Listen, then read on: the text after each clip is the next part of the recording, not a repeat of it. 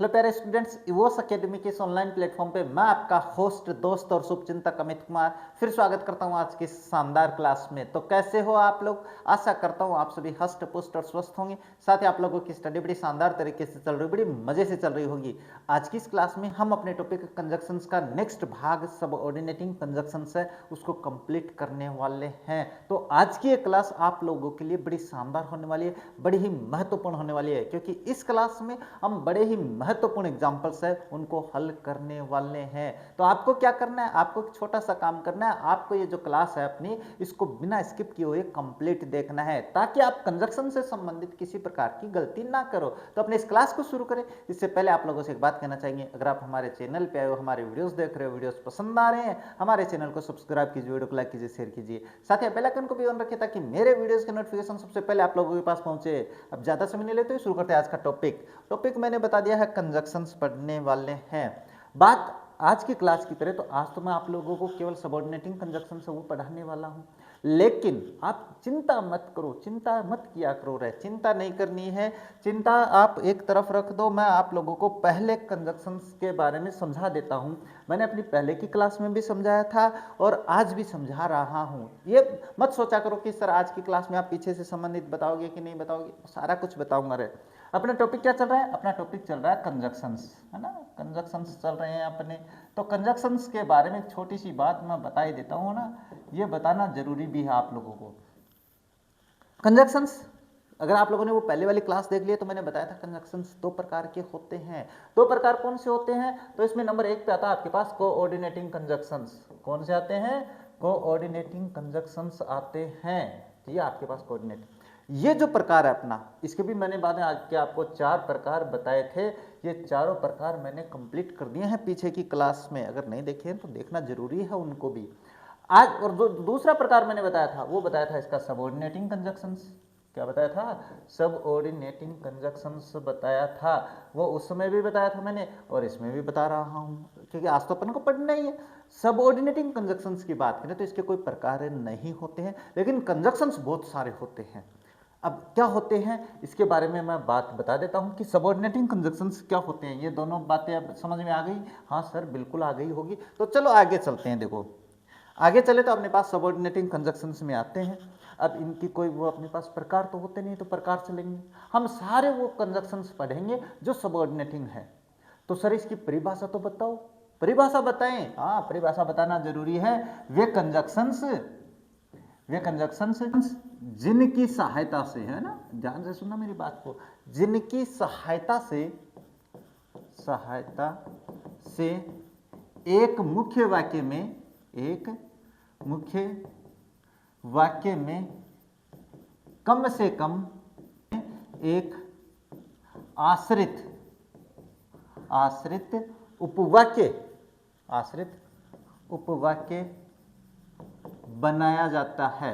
उपवाक्य लिखना भाई, है ना, उपवाक्य बनाया जाता है, उन्हें क्या कहते हैं? सबऑर्डिनेटिंग कंजक्शंस कहते हैं। ये लो, लिख दिया मैंने परिभाषा, अब आ गई होगी समझ में। सबऑर्डिनेटिंग कंजक्शंस कहते हैं। अब इसके बारे में बात करें तो थोड़ा सा संभल के करना है कि ये सबऑर्डिनेटिंग कंजक्शंस क्या काम करते हैं। चलो मैं इसकी आसान भाषा में समझा देता हूँ। सबऑर्डिनेटिंग कंजक्शंस क्या होते हैं? सबऑर्डिनेटिंग कंजक्शंस वे कंजक्शंस होते हैं जो आपके पास एक मुख्य वाक्य में, अब ये सारे मुख्य वाक्य, आश्रित वाक्य, ये क्या होते हैं? तो ये कंजक्शंस मेरा पहले पढ़ाने का यही तात्पर्य था कि जब आपको मैं सिंथेसिस पढ़ाऊंगा ना, तब आपको बिल्कुल आसानी से समझ में आने वाला है। चलो मैं एक बार थोड़ा सा यहाँ पे समझा देता हूँ। वे कंजक्शंस जिनकी सहायता से आपके पास एक मुख्य वाक्य में एक आश्रित उपवाक्य बनाया जाता है, उन कंजक्शंस को अपन सबऑर्डिनेटिंग कंजक्शंस कहते हैं। सबऑर्डिनेटिंग कंजक्शंस का मतलब भी यही होता है। अब इतनी बात आ गई होगी, सबऑर्डिनेटिंग कंजक्शंस का मतलब भी यही होता है। अब देखो अपने पास इसके बारे में और ज़्यादा गहराई से इतना घबराने की आवश्यकता नहीं है, केवल ये परिभाषा मैं आप लोगों को बता रहा था। अब देखो बात करते हैं कौन से होते हैं सबऑर्डिनेटिंग कंजक्शंस, एक एक करके हर कंजक्शंस को बिल्कुल महत्वपूर्ण एग्जाम्पल्स की सहायता से समझाने वाला हूँ। अब सबसे पहले बात करें तो सबसे पहले जो आपके पास आता है वो आता है आपके पास बिफोर। क्या आता है भाई? अब ये बिफोर जो है अपने पास, इसके बारे में छोटी सी बात कर लेते हैं क्या बात करोगे रे? बिफोर के बारे में अभी समझा देते हैं, हर चीज समझाऊंगा रे, चिंता मत करो। देखो बिफोर से जब दो वाक्य जोड़े जाते हैं तो बहुत ही आसान है। पहले आसान, यानी एक साइकोलॉजी का नियम कहता है रे कि पहले आसान चीजें सीखनी चाहिए, बाद में कठिन, यानी सरल से कठिन की ओर एक साइकोलॉजी का नियम कहता है। तो हम सरल से चलेंगे और बिफोर के बारे में बात करें तो बिफोर के बारे में जब अपन सोचते हैं तो इसका मतलब क्या होता है कि पहले, इसका अर्थ क्या होता है रे के पहले। अब एक बात बता देता हूं कि बिफोर से जब दो वाक्य जोड़े जाते हैं, दिमाग में बैठाने वाली बात है भाई, बिफोर से जब दो वाक्य जोड़े जाते हैं तो उसमें अपने पास ये मान के चलो जो काम पहले होता है ना, पहले खत्म हो चुका होता है वो पहले आता है ना, ध्यान में रखना, जो काम पहले होता है वो पहले आता है और बाद में जो खत्म होता है वो आता है। और एक तो अपने पास इस पे नियम लागू होता है पास्ट परफेक्ट का, है ना, और पास्ट परफेक्ट में क्या होता है, जब दो वाक्य बिफोर से जोड़ते हैं तो बिफोर से पहले पास्ट परफेक्ट आता है। अब आपके पास क्या है, he had finished his work he rest, जाहिर सी बात है ही हैड फिनिश्ड, तो पास्ट परफेक्ट दिया हुआ है तो इसको मतलब बिफोर से पहले लिखना है। ध्यान से सुनना मेरी बात को, बिफोर को हमेशा वाक्य के बीच में लिखना है, दोनों वाक्यों के। तो देखो मैं एक बार समझा देता हूं, he had finished his work before he reached, यानी ये दो व्यक्तियों के हैं भाई, उसने अपना काम उसके पहुंचने से पहले कर लिया था, तो बिफोर है, केवल आपको दोनों वाक्यों के बीच में लिखना है। अब एक समस्या आ सकती है इसमें, बिफोर का प्रयोग हमेशा दोनों वाक्यों के बीच में होता है। समस्या ये आ सकती है कि आपको टेंस का पता होना जरूरी है। देखो ये वाक्य क्या है, my mother will have cooked food I reach at home. अब यह भी समस्या आती है, दोनों वाक्यों के बीच में लिखेंगे, एक इस पे फ्यूचर परफेक्ट का भी जो रूल है वो लागू होता है। फ्यूचर परफेक्ट मैंने टेंस में समझा रखा है, देख लेना समय मिले तो। My mother will have cooked food, अब यहाँ पे भी आपको इसके बीच में कर देना है और ये भी आपके पास नियम वही लागू हो रहा है फ्यूचर परफेक्ट का। फ्यूचर परफेक्ट का नियम क्या कहता है, वो ये कहता है, चलो मैं एक बार वाक्य बनाता हूँ, नहीं तो आप कहोगे सर आप तो साथ में लिखते जा रहे हो और बोलते जा रहे हो, समझ में नहीं आ रहा है। तो food before I reach at home, ये मैंने दो वाक्य आपके सामने बिफोर से जोड़ दिए हैं, दोनों वाक्यों के बीच में ही बिफोर का प्रयोग करना है, इसके अलावा घबराने की आवश्यकता नहीं है। बस बात यह है कि आपको बिफोर से पहले वो वाक्य लिखना है जो आपके पास काम पहले हो चुका होता है। अब देखो इसमें अपने पास ये काम पहले हो चुका है, ये बाद में पहुंचा है तो ये बाद में आया, और ये वाक्य मैं ऐसे लिख देता ही रीच्ड, डॉट लगा देता, फुल स्टॉप लगा देता, he had finished his work, तो भी मैं इनको पलट के ही लिखता। बस इतनी सी बात आपको ध्यान में रखनी है। तो बिफोर ज्यादा टफ नहीं है भाई, दोनों वाक्यों के बीच में लिखना है। नेक्स्ट आता है आफ्टर, आफ्टर भी दोनों वाक्यों के बीच में ही आता है, बस आफ्टर के बाद वाला कार्य है वो पहले पूर्ण होता है। ध्यान में आ गई होगी समझ में जो मैं समझा रहा हूं, दोनों वाक्यों के बीच में, इसका मतलब के बाद होता है, के बाद होता है और दोनों वाक्यों के बीच में होता है, दोनों वाक्यों के बीच इसका प्रयोग होता है। और अगर मैं बात करें तो बाद वाले वाक्य में, यानी बाद वाले वाक्य का एक्शन पहले खत्म होता है, एक्शन पहले खत्म होता है, पहले पूरा होता है, खत्म नहीं पूरा होता है। ये छोटी सी बातें हैं जो आपको ध्यान में रखनी है। अब देखो इसमें बता, द डॉक्टर केम, डॉक्टर आया, the patient had dead, doctor आया, आफ्टर से जोड़ना है, इसका मतलब बाद वाला जो काम है पहले हुआ है। तो कब आया डॉक्टर, जब वो पेशेंट मर चुका था, इसका मतलब पेशेंट पहले मर गया है। समझ में आ रहा है कुछ, आफ्टर और बिफोर का अंतर यही है, अगर बातें सुनोगे तो समझ में आएगा। The doctor came after the patient had died, ये इस तरीके से बनेगा भाई। अब देख लो आफ्टर के बाद वाला जो वाक्य है उसका एक्शन, उसका कार्य, एक्शन मतलब कार्य रहे, वो वाला नहीं, डिसम डिसम वाला नहीं रहे, हाँ, इसके बाद वाला वाक्य जो है उसका एक्शन पहले खत्म हो चुका है। ऐसे इसमें the train had left I rest, अब इसमें एक समस्या आने वाली है भाई, देखो इसमें मैं दोनों से समझाऊंगा आपको, बिफोर और आफ्टर, मैं तो आपको समझाना तो मेरा काम है कि नहीं है, हाँ है सर आपका काम। अब ये वाक्य आ गया, कोई कहे इसको किस से जोड़ना है, तो देखो अगर वाक्य को ऐसे कैसे जोड़ेंगे, है ना, अगर ऐसे कैसे जोड़ोगे तो इन दोनों में से कौन सा लिखोगे। अब इन दोनों में से ये मैंने ब्रेक ये दे दिया भाई, और बीच में से स्पेस दे दिया कि कंजक्शन भरो या इनको जोड़ो। तो आप अगर ऐसा कैसा जोड़ना चाहो तो इसके पहले वाला जो एक्शन है, पहला जो वाक्य है उसका एक्शन पहले हो चुका है। इसका मतलब बिफोर में मैंने क्या समझाया कि पहले वाला जो कार्य है उस वो पहले हो चुका होता है भाई। किसमें? इसमें अपने पास ये देखो, इसमें पहले वाले वाक्य का एक्शन पहले पूरा होता है ना, बिफोर से जब जोड़ते हैं तो, और आफ्टर से जोड़ते तो बाद वाले वाक्य का। तो इसमें तो एक्शन इसका पूरा होता है, ट्रेन हैड लेफ्ट, ट्रेन जा चुकी थी, आई रीच्ड, मैं पहुंचा। इसका मतलब है पहुंचने का काम बाद में हुआ है। तो पहले तो प्राथमिकता अपन बिफोर से करेंगे, तो दोनों के बीच में लिखेंगे क्योंकि बिफोर में ये नियम लागू हो रखा है अपने पास। Train had left before I reached, तो इसमें तो अपने पास बिफोर वाला नियम लागू हो गया। तो फिर समस्या कहाँ आ गई? समस्या ये आ गई आप लोगों के पास कि अब आफ्टर से जोड़ना है। अब आफ्टर के बाद वाला काम तो मैंने बताया कि पहले होना चाहिए, तो आपको थोड़ा सा दिमाग लगाना है। जो काम पहले खत्म बाद में खत्म हो रहा है वो पहले आएगा आफ्टर में, बिफोर का उल्टा। थोड़ी सी बात दिमाग में रखने वाली बात है। तो ये वाक्य मैं आफ्टर से जोड़ूंगा तो ऐसे होगा, I reached after the train had left. ये इस तरीके से एग्जाम्पल है वो खत्म होता है। अब आफ्टर और बिफोर में मुझे नहीं लगता कुछ समस्या आएगी ना, बिल्कुल नहीं आने वाली है। और बाकी अपन सिंथेसिस में समझेंगे। नेक्स्ट आता है सिंस।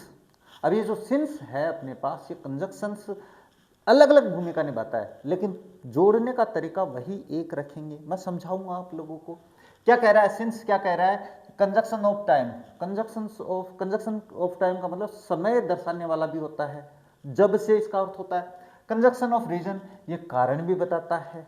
कंजक्शन ऑफ रीजन और कंजक्शन ऑफ अपने पास टाइम दोनों दिखाता है। तो मैंने एग्जांपल आप लोगों के लिए बिल्कुल दो एग्जांपल तैयार कर लिए। अब देखो, many amendments have been done, the new government came to rule. अब इसका मतलब अगर समय है कि इसको अगर आप समय से मानोगे तो इसका अर्थ होता है जब से। क्या होता है? जब से। और अगर रीजन मान रहे हो तो क्योंकि आएगा, इसका अर्थ क्या आएगा? क्योंकि आएगा। लेकिन जोड़ने का तरीका वही है अपने पास। समय होता है, सब समय होता है, तो इसका अपने को बताना है कि जब से अर्थ लिखना है, बाकी कोई फर्क नहीं पड़ता है। देखो, many amendments have been done, यानी बहुत सारे बदलाव किए गए। अमेंडमेंट्स का मतलब होता है बदलाव किया जाना किसी भी कानून में। The new government came to rule, जब से नई सरकार आई है। तो रूल आ रहा है कि नहीं है? जब से, यानी अपने पास जो समय का बिंदु दिखाता है उसमें अपने पास निश्चित समय के साथ आपको सिंस का प्रयोग करना होता है। अगर नहीं ध्यान में आए सिंस का प्रयोग कैसे होता है समय के साथ, तो present perfect continuous, past perfect continuous और फ्यूचर परफेक्ट कॉन्टिन्यूअस टेंस, तीनों देख लेना, समझ में आ जाएगा। तो इसमें समय क्या दर्शा रहा है? समय यह दर्शा रहा है कि जब से नई सरकार आई है, तो उस समय के पहले आपको इसका प्रयोग कर देना है और वाक्य लिख देना है। तो अपने पास क्या हो जाएगा? Many amendments have been done since। अब ये सिंस 1942 भी हो सकता है, लेकिन सिंस के बाद में मैंने पूरा वाक्य दिया हुआ, तो the new government came to rule, ये वाक्य कंप्लीट हो जाता है। अब ये देख लो, he was ill, he went to doctor. अच्छा, इसमें क्या पता चल रहा है? इसमें समय बता रहा है कि कारण बता रहा है। देखो, वह बीमार था, डॉक्टर के पास गया। तो इसका मतलब है इसमें अपने पास जो कारण है ना, कारण के पहले आपको सिंस का प्रयोग करना है। ध्यान में रखना, कारण के पहले ही सिंस का प्रयोग होता है अगर कारण है। देखो, वह बीमार था, डॉक्टर के पास गया, तो कारण क्या है? ये कारण है। कारण क्या है? ये कारण है। तो इससे पहले अपन इसका प्रयोग करेंगे, सिंस ही वॉज इल। अब यहां पे कोमा लगा देंगे और ये कर लेंगे, ही वेंट टू डॉक्टर। अब आप कहोगे सर आपने वो जो परिभाषा बताई थी आश्रित और नाश्रित क्या क्या बताया था वो तो नहीं समझा रहे, वो केवल सिंथेसिस में समझ में आएगा। फिलहाल आपको कंजक्शन समझना है। डॉक्टर, हाँ। अब देखो यहाँ पे my parents migrated to America, I am missing them very much. अब यहाँ पे अपने पास क्या है? My parents migrated to America, मेरे माता पिता अमेरिका माइग्रेट कर गए हैं, प्रवास कर गए हैं। आई एम मिसिंग दम वेरी मच, मैं उनको बहुत याद कर रहा हूँ। इसका मतलब कारण है कि समय है, इसमें समय है और समय उसके पहले है जो समय दर्शा रहा है। इससे पहले अपन सिंस का प्रयोग कर देंगे, सिंस माई पेरेंट्स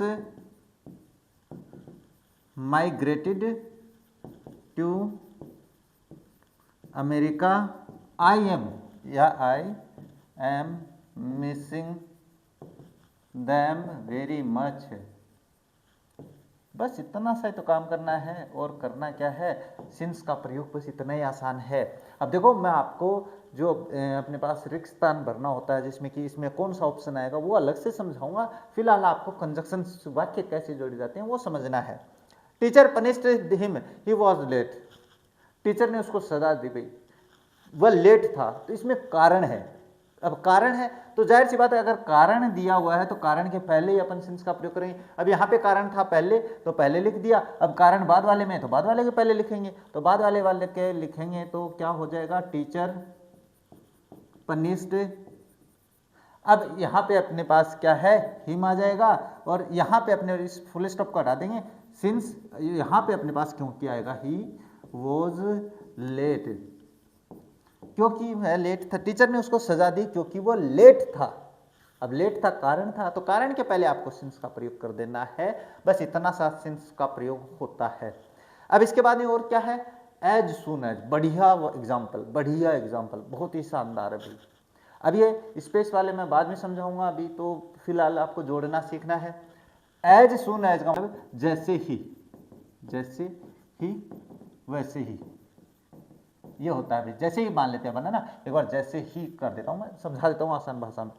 इसका प्रयोग किसके पहले होता है, आपके पास दो वाक्य होते हैं, दोनों वाक्य में जो कार्य पहले होता है, जो कार्य पहले होता है उसके पहले प्रयोग होता है, प्रयोग होता है। अब देखो इतना दिमाग तो आपको ही लगाना पड़ेगा भाई एग्जाम में, मैं थोड़ी आऊंगा वहां पे ना, मैं नहीं आ सकता रहे, मैं कहां कहां जाऊंगा। देखो द थीफ सा द पुलिस, चोर ने पुलिस को देखा, ही रेन अवे। अब इस वाक्य में अगर कोई पूछे तो पहले काम कौन सा हो रहा है, इसमें काम पहले हो रहा है, चोर ने पुलिस को देखा है। पहले क्या किया उसने, चोर ने पुलिस को देखा है, तो जो देखा है इस वाक्य के पहले आपको एज सुन एज का प्रयोग कर देना है। और बाद में क्या हुआ, बाद में वो भागा है, तो बाद वाले वाक्य को अपन कॉमा लगा के जोड़ देंगे। अब देखो एक वाक्य, ये वाक्य बनाते हैं, तो इससे पहले मैं लिखूंगा as soon as the thief saw the police, comma लगाएंगे, ही और ran away। ये वाक्य आपके पास हो गया कंप्लीट, बस इतना ही काम है। यानी जो काम अब आप कहोगे सर ये वाक्य इधर होता और ये वाक्य इधर होता तो क्या करते, तो नियम वही लगता अपने पास, बिल्कुल आपको ऐसे घबराने की आवश्यकता नहीं। शायद मैं इसमें देखता हूँ teacher came into class students stood up, इसमें पहले काम टीचर का हो रहा है। बात करते हैं आई will leave the hotel you कम। अब अपने पास ये जो वाक्य है इसमें मैं बताता हूँ, ये दोनों समझा देता हूं पहले। इसमें देखो teacher came into class, teacher class में आया, स्टूडेंट्स स्टूड अप, छात्र वो खड़े हो गए।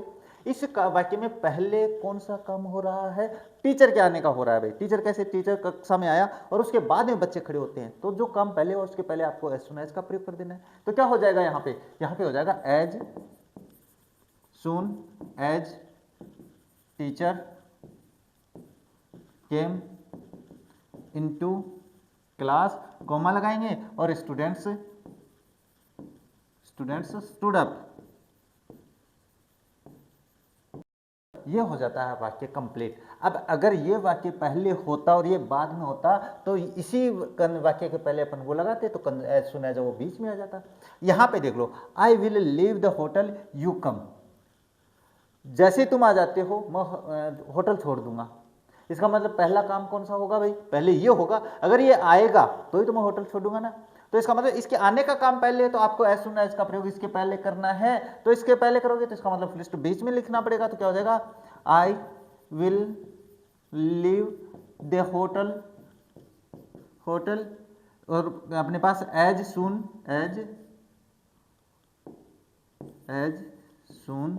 एज यू कम, नियम वही है। अगर ये अपने पास यू कम और full stop I will leave the hotel, अगर ऐसा होता तो भी आपको यू कम से पहले ही होता, क्योंकि आने का काम पहले होना चाहिए, तब ही वो होटल है वो छोड़ेगा। तो आपको भाषा क्या ध्यान में रखनी है, दो वाक्यों में से जिस वाक्य का काम पहले होता है आपको एज सुन एज का प्रयोग उसके बाद पहले करना है, उसके पहले करना है। अब आ गया होगा, हाँ आ गया होगा, बिल्कुल सर। नेक्स्ट आता वेन, बहुत ही सरल है, कोई दिक्कत वाली बात नहीं है, बस वही है अपने पास से समय के पहले इसका प्रयोग होता है। इसका मतलब होता है जब, समय के लिए, समय के लिए होता है। अब इसमें आपके पास थोड़ी सी समस्या है कि इसका प्रयोग आप कहीं भी कर सकते हो। देखो मैं समझाता हूं, I was sleeping he arrived, तो इस वाक्य में आप वेन का प्रयोग कैसे भी कर सकते हो, इसलिए मैं इसको कोई कंजक्शन इतना टफ नहीं मानता भाई, क्योंकि मुझे तो पता है।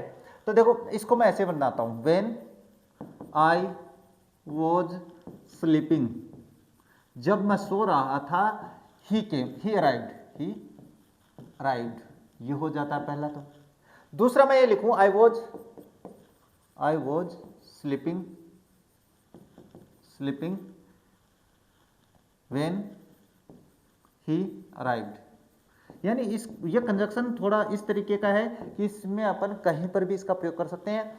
दोनों वाक्यों में अपने पास क्या है कि इक्वलिटी आ जाती है, समय दर्शा देता है ये, इसीलिए ये कोई ज़्यादा टफ नहीं है। जहां पे आपका मन करे वहां से आप वाक्य कंप्लीट कर सकते हो। अब वाक्य को थोड़ा सा और देख लेते हैं, क्या he found a purse he was going to college, उसको एक पर्स मिला जब वो कॉलेज जा रही थी। तो अपने पास देखो, अब इसके पहले नहीं कर सकते, व्हेन ही फाउंड, तो ही, हाँ सही है। देखो मैं बता देता हूं भाई, पहले मैं ये बता देता हूं, देखो ही,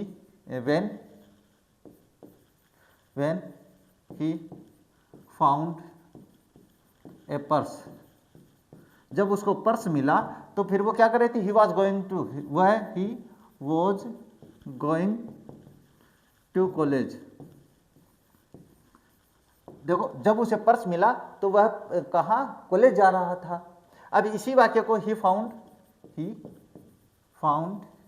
ए purse when he was going to college, यानी कहने का मतलब बहुत ही सरल है, इसमें ज़्यादा घबराने की आवश्यकता नहीं है, इससे आप वाक्य कैसे भी जोड़ सकते हो। तो ये हो जाता है आपके पास व्हेन कंप्लीट, इसमें ज़्यादा समझाने की आवश्यकता नहीं है। वेन एवर भी ज़्यादा टफ नहीं है भाई, इसमें आपके पास क्या है कि वेन एवर जब कभी होता है भाई, कि जब कभी ऐसा होता है, तो जो काम पहले होता है ना, जब कभी जो काम पहले होता है, यानी ऐसा होता है तो मैं ऐसा करता हूं, उस कंडीशन में आपको उस वाक्य के पहले इसका प्रयोग करना है। कैसे करोगे, देखो वेन एवर मैं लिख देता हूं एक बार, Sonu comes to me, Sonu आता है भाई मेरे पास, कब आता है, whenever he any help, जब उसको किसी आवश्यकता, सहायता की आवश्यकता होती है, तो पहले उसको ये आवश्यकता होगी, जब कभी उसे आवश्यकता होती है तो वो मेरे पास आता है। तो इसका मतलब इस कारण से पहले अपने किसका प्रयोग करेंगे, इसका प्रयोग कर देंगे। तो क्या हो जाएगा, Sonu comes to me whenever he needs any help, ये हो जाता है कंप्लीट। इसके बाद में बात करें तो क्या है, it rains I keep an umbrella with me.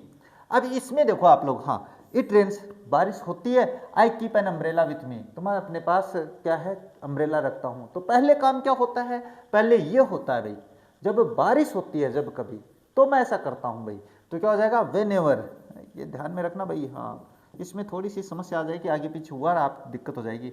It rains और फुल स्टॉप लगाएंगे, आई कीप एन अम्ब्रेला है, एन अम्ब्रेला विथ मी, ये हो जाता है आपके पास वाक्य कंप्लीट, कोई ज़्यादा टफ नहीं है। अब देखो वेनेवर बता दिया मैंने कि जो काम पहले होता है ना, जब कभी ऐसा होता है तो मैं ऐसा करता हूँ, उस वाक्य के पहले आपको वेनेवर का प्रयोग कर देना है। अब बात करते देखो नेक्स्ट आता टिल अनटिल का मतलब जब तक होता है, जब तक, टिल यानी तब तक या जब तक, मैं लिख देता हूं जब तक, तब तक, है ना, ये होता है इसका। अब इसका प्रयोग भी आपको किसके पहले करना है, जो एक्शन पहले होना चाहिए भाई, कि जब तक कि ऐसा नहीं होता है तब तक ऐसा नहीं होगा। तो जो काम पहले घटित होता है ना, जिसकी होना चाहिए भैया ऐसा पहले होना चाहिए, या पहले होता है, या पहले हुआ, तो वहां पे अपन उसके पहले टिल या अनटिल का प्रयोग करते हैं। अनटिल का प्रयोग मोस्टली वाक्य के बीच में होता है। देखो, you should wait here your parents come back, तुम्हें यहाँ पे इंतजार करना चाहिए। कब तक? जब तक कि तुम्हारे माता पिता नहीं आते हैं, जब तक कि तुम्हारे माता पिता आते हैं। इसका मतलब ये होता है। अब ये होता है तो इसका मतलब अपने को यहाँ पे प्रयोग कर देना है, क्योंकि पहले ऐसा होना चाहिए कि जब तक ऐसा नहीं होता तब तक तुम यहाँ पे रुको, तो पहले काम ये होना चाहिए, तो इसके पहले अपन कर देंगे। तो you should wait here till until your parents come back. ये वाक्य कंप्लीट हो जाता है भाई। यानी कहने का मतलब है आपको उस एक्शन के पहले, यानी उस वाक्य के पहले करना है जिसका एक्शन पहले होने की संभावना होती है या होना चाहिए। तो योर पेरेंट्स कम बैक, जब तक कि तुम्हारे माता पिता नहीं आते हैं तब तक तुम्हें यहाँ वेट करना चाहिए, तो ये हो जाता है। You should work hard you get success. अब इसमें बताओ भाई क्या है कि पहले क्या करना चाहिए भाई, क्या करना चाहिए? You should work hard you get success, कि तुम्हें सफलता कब मिलेगी? कि तुम्हें उस समय तक कठिन मेहनत करनी चाहिए जब तक कि सफलता नहीं मिल जाती है। तो यहाँ पे अपने पास टिल का प्रयोग इस वाक्य के पहले अपन कर देंगे, तो क्या हो जाएगा? You should work hard till, यानी जब तक ऐसा नहीं होता है तब तक तुम्हें ऐसा करना चाहिए। तो यहाँ पे आपके पास क्या हो जाएगा? ये हो जाएगा यू गेट सक्सेस। ये वाक्य आपके पास कंप्लीट हो जाता है, यानी उस एक्शन के पहले करना है जो आपको बाद में प्राप्त होती है, यानी उस वाक्य के पहले अपन यहाँ पे कर लेंगे। तो ये देखो, ये अपने पास हो रखा है और यहाँ पे भी ये सफलता मिलती है तब तक होना चाहिए। तो ये टिल अनटिल बस इतना सही है, समझ में आ गया होगा, इतना ज़्यादा टफ भी नहीं था। नेक्स्ट है बिकॉज। बिकॉज का प्रयोग हमेशा कारण के पहले होता है, बस जो सिंस का बताया था हमने, इसका मतलब भी क्योंकि होता है। और अपने पास मैं बता देता हूं कारण के पहले, जिस वाक्य में कारण होता है उसके पहले इसका प्रयोग होता है, उसके पहले प्रयोग होता है। मैं लिख देता हूँ ना, इसका मतलब ये लिखने की आवश्यकता नहीं, प्रयोग होता है। बस इतनी सी बात ध्यान में रखनी है, छोटी सी बात है कि जिस वाक्य में कारण होता है ना, जो वाक्य में कारण होता है वहाँ पे सिंस और बिकॉज दोनों का बिना किसी अंतर के प्रयोग हो सकता है। एक सीधी सी बात बता रहा हूँ, he become very weak he smokes much. अब कारण क्या है? देखो, परिणाम तो ये रहा, ही बिकम वेरी वीक, वह बहुत ही कमजोर हो गया भाई। कारण क्या है? ही स्मोक्स मच, क्योंकि वो अपने पास स्मोकिंग बहुत करता है, सिगरेट बहुत पीता है रे, ज़्यादा नहीं पीनी है। आप लोगों के अंदर दिक्कत होती है रे, क्योंकि जो आपके पास जो खून होता है ना, उबाल मारता है और बाद में कहते हैं हो हम कर लेंगे, होना चाहिए कुछ है नहीं, लेकिन ना हम करेंगे, वही बात है। तो थोड़ा सा ध्यान में रखना है, कारण वाले वाक्य के पहले आपको बिकॉज का प्रयोग कर देना है, चाहे वो शुरू में हो चाहे लास्ट में हो। तो अपने पास कारण क्या है? ये है, तो अपने इसके पहले करेंगे, तो क्या हो जाएगा? ही became very weak बिकॉज वाला वाक्य आ गया भाई, कारण आ गया है। ही स्मोक्स, ये स्मोक्स लिख देता हूँ भाई, स्मोक्स मच, क्योंकि वो स्मोकिंग बहुत करता है, बहुत ही खतरनाक चीज़ है स्मोकिंग, बहुत ही गंदी चीज़ है, नशा हर प्रकार से बुरा होता है रे। नेक्स्ट है, he was sad he failed in exam, वो दुखी था। कारण क्या था? अरे एग्जाम में फेल हो गया, वो तो एग्जाम में फेल हो गया तो कारण है, तो कारण वाले वाक्य के पहले अपन लिख देंगे, तो क्या हो जाएगा? ही वॉज सैड, वो दुखी था। क्यों दुखी था? Because he failed in exam, he failed in exam, और वाक्य कंप्लीट। नेक्स्ट क्या? My sister lost her purse she started crying, उसने रोना शुरू कर दिया भाई। हाँ, किसने? ये परिणाम है। इसका कारण क्या है? ये कारण है। तो इस कारण के पहले आपको बिकॉज का प्रयोग करना है। कारण क्या है? माई सिस्टर बिकॉज, तो मैं यहां पे लिखूंगा because my sister lost her purse, और यहाँ पे कॉमा लगाएंगे और उसके बाद शी स्टार्टेड क्राइंग।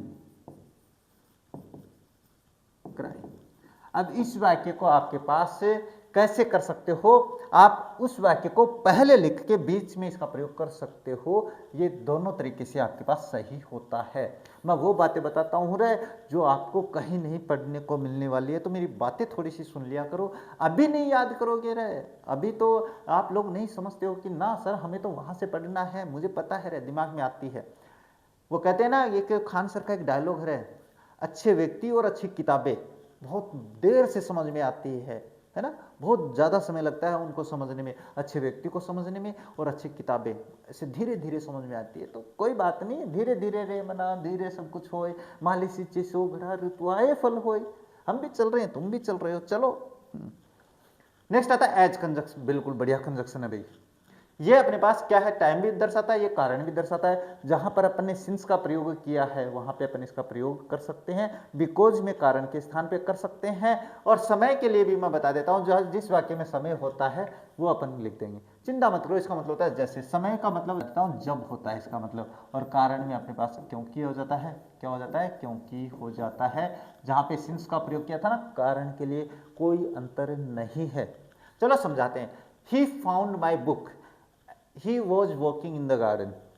अब उसको मेरी किताब मिली, वह he was walking in the garden, बगीचे में चल रहा था, टहल रहा था। टहलते टहलते दो दोस्त थे, पर्स खो गया, बाद में एक तीसरा दोस्त पीछे से आया चलते चलते, अरे ये तो मेरे फ्रेंड का पर्स है, तो उसको मिल गया। तो इसका मतलब पर्स जिसको मिला है, जिसको कुछ मिला है, समय जिसमें दर्शा रहा है, उसके पहले आपको एज का प्रयोग कर देना है। इसमें समय दर्शा रहा है तो इसमें ये कर देंगे। कारण वाला तो आपको पता ही चल जाएगा सीधे ही, देखो मैं बताता हूँ।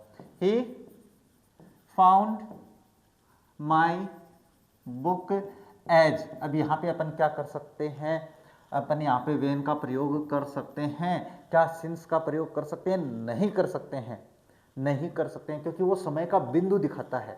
वो जब से बताया था मैंने वहाँ पे, यहाँ पे इन दोनों का मतलब जब होता है। ही वॉज वॉकिंग, वॉकिंग है ना, हाँ walking in garden, in garden लिख देता हूँ नीचे, और वाक्य हो जाता है कंप्लीट। इतनी आसानी से कहाँ समझने को मिलने वाला है, लेकिन समझते नहीं हो। सी इंटर्ड द रूम, सी सा स्नेक। आप बताओ भाई, अब उसने स्नेक देखा और सी इंटर्ड द रूम, उस पहले काम कौन सा हुआ भाई? यानी कहने का मतलब समय दर्शाना है, यानी यहाँ पे समय किस में है, इसमें है। यहाँ पे तो काम एक्शन हुआ है भाई, समय इसमें है तो इससे पहले अपन करेंगे एज सी, क्योंकि टाइमिंग में इसमें दिखा रहा है, तो समय वाले वाक्य के पहले आपको इसका प्रयोग कर देना है। इंटर्ड द रूम, कॉमा लगाएंगे और फुल स्टॉप हटा देंगे, सी सा ए स्नेक। ये वाक्य तो मैंने अपने टेंस के एग्जाम्पल में भी करवाया था, है ना। टेंस अगर नहीं देखे तो देखना जरूरी है, कंपटीशन वाले टेंस है। ही was week, he lost wrestling. कारण है, कारण और परिणाम। तो कारण वाले वाक्य में बिकॉज के स्थान पर, सिंस के स्थान पर अपन एज का प्रयोग कर सकते हैं, क्योंकि इसकी ध्वनि आएगी, क्योंकि इसका उच्चारण आएगा। रे ध्वनि बोल रहा हूं मैं भी, क्योंकि आएगा तो अपने पास कारण यही है। थोड़ी देर पहले लिखा था as he was weak, comma लगाएंगे, he lost the wrestling, he lost wrestling, ये मैं देख कहाँ से लगा के आ रहा हूँ, रेसलिंग, और बाकी हो जाएगा आपके पास कंप्लीट। नेक्स्ट है my friend got first division, he is intelligent. अच्छा, परिणाम क्या है? परिणाम ये है, कारण क्या है? ये है मेरा दोस्त बड़ा बुद्धिमान है, उसको फर्स्ट डिवीजन आई है। ऐसे थोड़ी है मेरा दोस्त, मैं ऐसे वैसे दोस्त बनाता ही नहीं, मैं बढ़िया वाला बनाता हूँ। चलो कारण क्या है? ये है, तो इसके पहले अपन किसका प्रयोग कर देंगे? इसके पहले अपन एज का प्रयोग करेंगे, तो क्या हो जाएगा? My friend got first division, और बाद में एज लगाएंगे, और बाद वाला वाक्य चलो मैं लिख ही देता हूँ, नहीं कहोगे सर इतने आलसी बनते हो आप भी, है ना, इतने आलसी मत बनो, लिखो पूरा। चलो पूरा लिखेंगे आपके लिए, ये लिख दिया मैंने, और वाक्य हो जाता है कंप्लीट। नेक्स्ट बात करें तो नेक्स्ट आता है सो दैट। बढ़िया है, परिणाम के पहले इसका प्रयोग होता है। क्या है? परिणाम के पहले। सो दैट का मतलब इसलिए। क्या होता है भाई? इसलिए। मैंने कहा था ना कि अपने पास सरल से कठिन की ओर चलेंगे, अब आएगा आपको समझ में, है ना, अब आएंगे ये जो कंजक्शंस है वो। सो दैट का मतलब होता है इसलिए, और इसका प्रयोग परिणाम वाले वाक्य के पहले, परिणाम वाले वाक्य के पहले इसका प्रयोग करना है। अब ध्यान में रखना भाई, क्या देखो, he ran very fast, he could win the race, अपने पास वो तेज दौड़ा भाई, क्या कर सके वो, ये परिणाम हासिल करने के लिए। अब वो चाहे परिणाम आने वाला हो, चाहे वो उससे चाहता हो, कुछ भी हो, लेकिन परिणाम वाले वाक्य के पहले आपको सो दैट का प्रयोग करना है। और सबसे बड़ी बात, दोनों वाक्यों के बीच में ही होता है। मैं लिखूं, चलो लिखो सर आप, हाँ, दोनों वाक्यों के बीच में, दोनों वाक्यों के बीच इसका प्रयोग होता है। तो अपने पास उसने मेहनत करी परिणाम ये पाने के लिए, तो आपको क्या करना है, परिणाम के पहले इसका प्रयोग करना है, he ran very fast so he could win the race, और अपने पास वाक्य हो जाता है कंप्लीट। इतनी आसानी से कहाँ, कुछ नहीं रहे। I wake up early in the morning, मैं सुबह जल्दी उठता हूँ, कारण क्या है, आई कैन डू योगा, मैं योगा कर सकूं। क्या करना है, परिणाम है, परिणाम के पहले आपको सो दैट का प्रयोग कर देना है। तो क्या हो जाएगा, आई वेक अप अर्ली, क्या हो जाएगा, I wake up early in the morning so that I can do yoga। मैं सुबह जल्दी उठता हूं इसलिए कि मैं क्या है, योगा कर सकूं। ये हो जाता है अपने पास वाक्य कंप्लीट सो दैट के लिए। तो बस ज़्यादा टफ नहीं है, परिणाम वाले वाक्य में और उसके बीच में, दोनों वाक्यों के बीच में करना होता है, तो ज़्यादा टफ नहीं है। नेक्स्ट है लेस्ट। लेस्ट का प्रयोग ध्यान में रखना, दोनों वाक्यों के बीच में होता है। इसका मतलब होता है ताकि, क्या होता है, ताकि होता है, क्या, ताकि होता है दोनों वाक्यों में, और बाद वाले वाक्य में शुड का प्रयोग होता रही। तो वॉक केयरफुली, बहुत ही सरल है, लेस्ट यू शुड की स्पेलिंग गलत कर रहे हो सर, नहीं करेंगे रे, चिंता क्यों करते हो, यू शुड फॉल, बस वाक्य हो जाएगा कंप्लीट। इसमें भी यही है, रन फास्ट लेस्ट, तो बहुत ही सरल है भैया, ज़्यादा करवाने की आवश्यकता नहीं है। तो मैं ये इतना ज़्यादा नहीं समझाऊंगा, समझाने वाले आने वाले हैं। आप कहोगे सर आपने तो पहले सरल समझा दिए, तो पहले सरल ही समझना जरूरी है। दोनों वाक्यों के बीच में लिखूंगा, मिस द बस, वाक्य कंप्लीट, बस इतना ही करना है। लेस्ट ज़्यादा टफ नहीं है, पूछेगा भी नहीं। इन ऑर्डर दैट का प्रयोग भी वाक्य के बीच में होता है, परिणाम के लिए होता है, परिणाम वाले वाक्य के पहले होता है। जिसमें परिणाम आया है यानी सो दैट के लिए इसका प्रयोग कर सकते हैं। He helps the poor, he can get blessing, है ना, ही वह अपने पास गरीबों की सहायता करता है, किस लिए, इस आशा में या इस संदर्भ में होता है। इसका मतलब is the poor in order that he can get blessing, कि वह आशीर्वाद प्राप्त कर सके, है ना, तो इसलिए वो सहायता करता है। अब इसमें भी मैं आपको नहीं समझा, ये इफ वाला तो समझा देता हूँ। A father earns, he can feed his family, एक पिता कमाता है ताकि वो अपने परिवार को खिला सके। दोनों वाक्यों के बीच में परिणाम वाले वाक्य के पहले इसका प्रयोग होता है, तो ये समझाने की आवश्यकता नहीं है। इफ आपके पास ध्यान में रखना कंडीशनल सेंटेंस होते हैं, उसमें आपके पास जो अपने पास डिपेंडेंट क्लॉज होता है। डिपेंडेंट कौन से हैं, इफ वाले वाक्य में इफ जो अपने पास विल है, विल के साथ है, वुड है, इनका प्रयोग नहीं होता है। तो देखो ये अपने पास वैसे तो कंडीशन दर्शाता है, तो प्रेजेंट इंडिफिनिट, पास्ट इंडिफिनिट और पास्ट परफेक्ट के पहले इस वाक्य में करना होता है। तो इफ का प्रयोग इस वाक्य में पहले कर देना है। इफ यू, तो यहाँ पे कर देता हूँ, क्या होता है, यदि, इसका मतलब क्या होता है, यदि होता है। तो if you come late, comma लगाएंगे और दूसरा वाक्य ऐसा कैसा लिख देंगे, टीचर विल पनिश यू। तो ये आपको ज़्यादा समझना है तो मैंने कंडीशनल की क्लास है वो अपने पास अपलोड कर रखी है, वो देख लेना भाई। इफ़ वाला वाक्य ज़्यादा, तभी मैंने एक एग्जांपल लिया, यहीं पे कंप्लीट कर दिया इसको। कंडीशन उसमें देख लें। एज इफ मतलब जैसे कि होता है, वो ऐसे व्यवहार करता है जैसे कि कलेक्टर हो, है ना। तो ये बात आती है जैसे कि, है ना। तो जो व्यवहार करता है जैसे वो मतलब तरीका जो होता है उसके पहले इसका प्रयोग होता है। तो क्या, he behaves, he is a king. तो वो कैसे व्यवहार करता है, जैसे कि व्यवहार के लिए, ना, व्यवहार के लिए साथ में समझा देता हूं। तो कैसे इस अपने पास ऐसे व्यवहार करता है जैसे कि वो क्या हो, अपने पास राजा हो। तो बस जिसमें अपने पास जैसा कि हो, यानी कि वो अपने आप को क्या मानता है रे, जैसे कलेक्टर मानता है तो उसके पहले तो he behaves as if he is the king. वो ऐसे व्यवहार करता है जैसे कि राजा हो। यह ही टॉक्स, सी इज है भाई, यहाँ पे अपने पास गलत कैसे हुआ रे, यहाँ पे इज है, ही टॉक्स। तो जैसे कि वो कंपनी की मालिक हो, अरे वो ऐसी बात करते हैं जैसे मालिक वही है। तो यहाँ पे आपको सी टॉक्स एज इफ, और पूरा वाक्य ऐसा कैसा लिख देना है, देखो she is the, C is है भाई, सी इज, यहाँ पे द भी है भाई, चलो ठीक है मैं बता देता हूँ कैसे द है।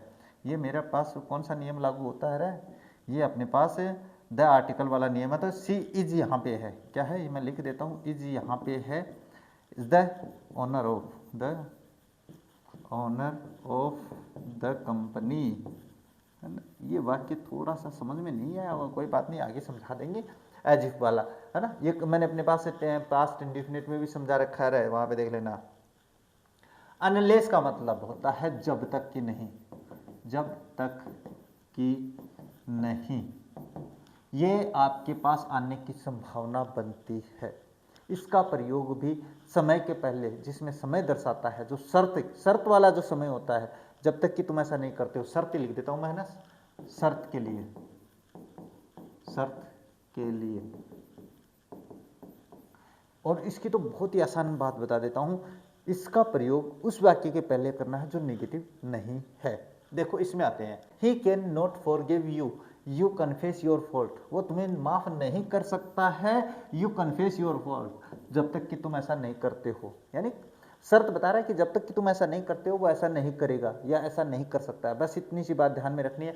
जिस वाक्य में नोट है उसके पहले तो होगा नहीं, तो इसका मतलब इसमें नोट नहीं, तो इसके पहले अपन करेंगे। तो क्या हो जाएगा, ही can not forgive you unless, unless you confess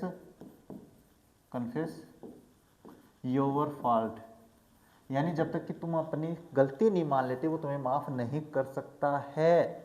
he comes here, he will not cut the cake, वह केक नहीं काटेगी जब तक कि क्या नहीं होता है, ऐसा नहीं होता है।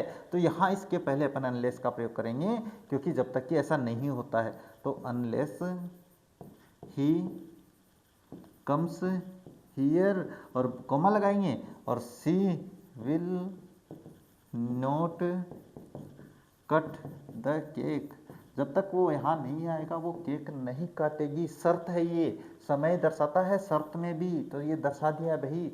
अब चलते हैं, देखो आगे, देखो क्या है, दो और दो, दोनों ही बहुत सरल है। जिसमें विरोधात्मक होता है ना, विरोधाभास होता है, विरोधाभास जताने के लिए आपको इसका प्रयोग करना होता है यद्यपि। इसका मतलब क्या होता है, दोनों का मतलब यद्यपि होता है। क्या होता है भाई, यद्यपि, यानी फिर भी, ये होता है इसका मतलब। अब दोनों में एक पहचान बता देता हूं, इसका दोनों जगह प्रयोग कर सकते हैं, वाक्य के शुरू में और बीच में। इसका वाक्य के शुरू में ही प्रयोग होता है। अब दोनों का मतलब सेम होता है भाई। अब विरोधाभास जताने के लिए आप इसका प्रयोग वाक्य के शुरू में और बीच में कहीं पर भी कर सकते हो, बस इसको शुरू में लिखना है। ध्यान में रखना, ये वाक्य के प्रारंभ में आएगा, वाक्य के प्रारंभ में, और ये दोनों जगह आ सकता है। अब ध्यान में रह जाएगा। तो ये देखो अपने पास ही इज पुअर, अब यहाँ पे अपन दो का प्रयोग कर सकते हैं, ही इज हैप्पी,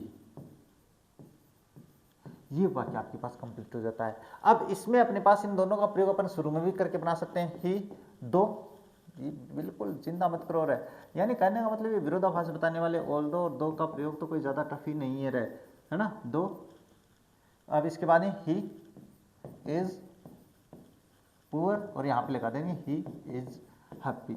ये दोनों वाक्य सही हैं, कोई गलत नहीं है। ये विरोधाभास यानी विरोधाभास बताने के लिए आपके पास इसका प्रयोग होता है। नेक्स्ट है she is weak she won the race.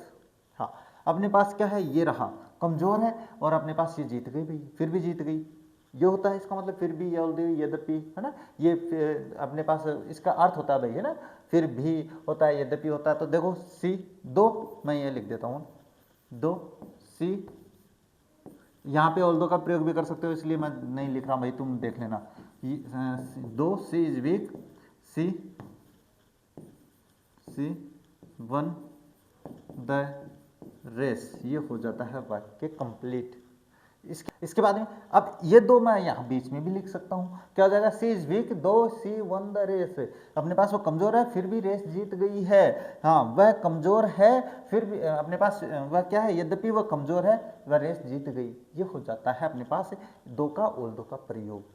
ये he worked hard he failed in the exam. हाँ, यहाँ पे आपके पास इसका दो का अपने पास क्या प्रयोग कर देना है, अपने पास परिणाम जो अपने पास काम जो उसने किया ना, प्राथमिकता उसके पहले देनी है भाई, सीधी सी बात है, प्राथमिकता उसके पहले देनी है, जो काम उसने किया लेकिन उसका उल्टा हो गया है तो उसके पहले, तो दो मैं यहाँ पे लिख देता हूँ, दो ही वर्कड हार्ड और कॉमा लगाएंगे, ही फेल्ड इन एग्जाम। हाँ, यद्यपि उसने बहुत मेहनत करी लेकिन फेल हो गया, ये हो जाता है। हाँ, ही वर्कड हार्ड दो ही फेल्ड इन एग्जाम, उसने मेहनत करी फिर भी एग्जाम में फेल हो गया। ये दोनों का फिर भी इसका मतलब मैं लिख देता हूँ, नहीं आप कहोगे सर फिर भी कैसे बोल रहे हो, है ना, मैं लिख देते हैं। अब इसके बाद में बात करते हैं नेक्स्ट आता है आपके पास एज। सर एज तो पहले ही पढ़ा दिया था। अरे पढ़ा दिया तो कोई बात नहीं, दोबारा पढ़ेंगे, लेकिन कंजक्शन ऑफ कंपैरिजन के बारे में पढ़ने वाले हैं। इसका प्रयोग हम तुलना के लिए पढ़ने वाले हैं, तुलना करने के लिए हम इसका प्रयोग करेंगे, लेकिन थोड़ा सा अंतर करेंगे। अंतर करना जरूरी है। एज का प्रयोग ऐसे कर सकते हैं, एज या सो एज कर देता हूँ मैं, नहीं तो आप थोड़ा कन्फ्यूजन में हो जाओगे। ऐसे भी कर सकते हैं, ये दोनों अपन कर सकते हैं। कंपैरिजन का मतलब आपके पास दो लोगों के बीच में तुलना के लिए, अब इसका प्रयोग पॉजिटिव डिग्री में होता है, ये मैं आपको कंपैरिजन ऑफ डिग्रीज में समझाऊंगा भाई, लेकिन फिलहाल मैं यहाँ पे दो वाक्य जोड़ना बता देता हूँ। अब ये जो होता है यहाँ पे, इसमें इस खालिस्तान में आपको एक एडजेक्टिव का प्रयोग जिससे तुलना की जा रही है, यानी अपने पास गुणों में तुलना की जा रही है ना, जिस गुण की तुलना की जा रही है वो गुण अपन यहाँ पे लिखेंगे। देखो मैं समझाता हूँ, ऐसे नहीं आएगा। She is tall I am tall, यानी वह भी लंबी और मैं भी लंबा हूँ, दोनों में अपने पास तो गुण क्या है, गुण ये है, तो इस गुण को आपको इसके बीच में रख देना है। ये जो एज है ना, ये अकेला नहीं आएगा भाई, ऐसे आएगा एज का प्रयोग, तो ध्यान में रखना। मैं यहाँ पे लिख भी देता हूँ एज या सो एज, एक ही बात है। ये एज तो आ ही रहा है ना, इसलिए मैंने यहाँ पे केवल एज लिखा है। अब आपको करना क्या है, जो खालिस्तान है ना दोनों के बीच में, इनमें आपको पहला जो वाक्य है उसका गुण लिखना है। गुण टॉल का है तो मैं यहाँ पे ये लिख देता हूँ सी इज। अब ये लिखूंगा एज लिखूंगा, और आप चाहो कि सो लिखो सर यहाँ पे तो सो भी लिख दूंगा, और उसके बाद में आपको पहला गुण क्या है टॉल लिख देंगे, और उसके बाद में दूसरा ये लिख देंगे, और बाद में ये लिख देंगे। बाद वाले वाक्य का केवल सब्जेक्ट लिखना है, और अगर आप चाहो तो हेल्पिंग वर्ब भी लिख सकते हो, लेकिन ये गुण नहीं लिखोगे, बाद वाले वाक्य का गुण नहीं लिखना है। तो क्या हो जाएगा, सी इज एज या she is so tall as I am, वह उतनी लंबी है जितना कि मैं हूं। आया वाक्य समझ में? तो अब देखो अब ये देखते हैं, Ram is intelligent Shyam is intelligent, Ram और श्याम दोनों इंटेलिजेंट है, तो राम भी इंटेलिजेंट है और श्याम भी इंटेलिजेंट है। तुलना करते हैं देखो, लेकिन अपने पास अभी एक और बताऊंगा रे, राम इज इंटेलिजेंट, मैं पहले ये लिख देता हूं। तो पहला गुण क्या है, ये गुण है, तो पहले इसमें लिखेंगे अपन, तो क्या हो जाएगा, राम इज एज या सो कर दो जो आपके दिमाग में है, इंटेलिजेंट एज श्याम इज, और ये वाक्य कंप्लीट हो गया। लेकिन इसमें तो दोनों पॉजिटिव वाक्य हैं, अपने पास क्या नहीं आया इसमें आपके पास नेगेटिव वाक्य भी हो सकता है। क्या सर? बिल्कुल हो सकता है। तो जैसे ही इज एकदम बिल्कुल छोटा सा और एकदम सरल लिखेंगे, he is wise she is not wise, ये मैंने वाक्य लिख दिया। अब देखो अपने पास वो तो बुद्धिमान है लेकिन वो बुद्धिमान नहीं है, ये बात है अपने पास। कंपैरिजन तो इसमें भी हो रहा है, लेकिन बात यह है कि इसमें तो ये गुण है और इसमें ये गुण नहीं है, तो फिर आपको तुलना कैसे करनी है? तो इसको तुलना करने के लिए आपको एज का प्रयोग कैसे करना है? तो जो नेगेटिव वाक्य है ना, वो आपको पहले लिखना है भाई। क्या लिखना है? पहले नेगेटिव वाक्य लिखा जाएगा। तो क्या हो जाएगा? सी इज नॉट, यहां तक तो लिखेंगे, एज या सो दोनों लिख देंगे। और उसके बाद में पहला जो अपने पास क्या है, गुण जो है दोनों के, एज, और उसके बाद ही ये लिख देंगे ही इज। बस वाक्य कंप्लीट, कोई ज्यादा टफ नहीं है रे, है ना। अपने पास एक और समझा देता हूं मैं, समझाना जरूरी है। ही रन्स फास्ट, ये लिख दिया। सी डज नॉट रन फास्ट, वह तो तेज दौड़ता है लेकिन वो तेज नहीं दौड़ती है। तो गुण तो सेम है, लेकिन ये इसमें उपलब्ध नहीं है, उसमें उपलब्ध है। तो एज सुन एज का प्रयोग करेंगे, सॉरी एज का प्रयोग करेंगे। तो कैसे करेंगे? आपको नेगेटिव वाक्य पहले लिखना है, ये बात तो आपको दिमाग में रखनी है। तो क्या हो जाएगा? सी डज नॉट रन। अब इसके बाद में गुण तो यही है ना, गुण ये है, तो मैं लिख दूंगा एज और सो, और उसके बाद में फास्ट एज ही रन्स, ही, और इसके बाद में रन्स है भाई, यहाँ पे ये रन्स करना है, प्रेजेंट इंडेफिनिट का है। ये वाक्य हो जाता है आपके पास निगेटिव वाला, और ये 100% आ सकता है एग्जाम में। ठीक है, ठीक है सर। चलो फिर आगे देखते हैं। नेक्स्ट आता है आपके पास देन। देन का मतलब भी होता है से अधिक, से अधिक होता है, से अधिक यानी उतना नहीं, ये होता है इसका मतलब।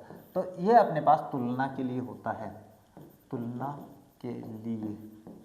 अब इसके लिए अपने पास क्या होता है? जिससे अधिक होता है, यानी दो नाउन के लिए होता है। मैं करके दिखाता हूं, ऐसे नहीं समझ में आएगा, बहुत ही सरल है। America is rich country, Britain is not so rich, Britain उतना रिच नहीं है। इसका मतलब जो ज्यादा है ना, उसका पहले लिखा जाएगा। तो पहले मैं ये लिख देता हूं, America, America is rich country than Britain, और ये बाकी सारा नहीं लिखेंगे, ये लो ब्रिटेन। अब आप कहोगे सर इसमें भी इज लिख सकते हैं, बिल्कुल लिख सकते हैं, ये इज तो लिख ही सकते हो। हेल्पिंग वर्ब लिखो चाहे नहीं लिखो, कोई फर्क नहीं पड़ने वाला है। तो ये आपके पास ध्यान में रखना, अपने क्या करना है, जिससे तुलना हो रही है बस उसके पहले लिख दो। जैसे Sheetal is beautiful, her friend is not beautiful. Sheetal तो सुंदर है लेकिन उसकी दोस्त तो सुंदर है नहीं है, तो कोई बात नहीं है, ये सुंदर नहीं है। तो अपन यहाँ पे लिख देंगे शीतल, क्या लिखेंगे रे, शीतल लिखेंगे, शीतल इज ब्यूटीफुल, है ना, जिससे हो रही है उसके पहले देखो ब्यूटीफुल, ब्यूटीफुल देन, और उसके बाद में किससे, उसके दोस्त से, हर फ्रेंड, और उसके बाद में अपने पास इज लिखो तो ठीक है, नहीं लिखो तो भी कोई फर्क नहीं पड़ने वाला है। बस इतना सा करना है देन में। तो देन और ज्यादा टफ नहीं है, कर सकते हो। अब देखो बात करते हैं नेक्स्ट। नेक्स्ट आता है सो दैट। बढ़िया एग्जाम्पल, बहुत ही शानदार है, ये तो आपको करना ही करना है। इसका मतलब होता है इतना कि, ये इसका अर्थ होता है।